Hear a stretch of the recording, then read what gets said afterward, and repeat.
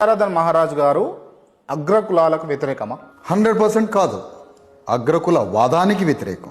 వాదం ఏంది, కులం ఏంది? కులం అనేది అగ్ర కులానికి అంటే మనుషులకి కాదు కదా, వాదానికి వ్యతిరేకం. వాదము అంటే ఇప్పుడు అగ్రకులాలు ఎంక్రోచ్మెంట్ ఆక్రమిస్తున్నది వాళ్ళ వాదం ద్వారా.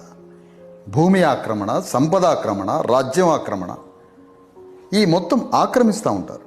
ఈ ఆక్రమణలో అట్టడుగు వర్గాలు బలైపోతుంటారు. రాజ్యాంగం ఏం చెప్తుంది? ప్రపోర్షనేట్లీ ఈక్వల్ డిస్ట్రిబ్యూషన్ అని చెప్తా ఉంది. తెలంగాణలో 90% ల్యాండ్ 10% ఉన్న అగ్రవర్ణాల దగ్గర ఉంది. న్యాయమా ఇది? 90% ఉన్న బీసీ ఎస్సీ ఎస్టీల దగ్గర 10% ల్యాండ్ ఉన్నది. తెలంగాణలో 93% ఉన్న బానిసలు, బీసీలు, ఎస్సీలు, ఎస్టీలు 2000 సంవత్సరాల నుంచి బానిసలై బ్రతుకుతున్న ఈ ప్రజల మీద నాయకత్వం వహించడానికి 4% ఉన్న రెడ్డి అవసరమా?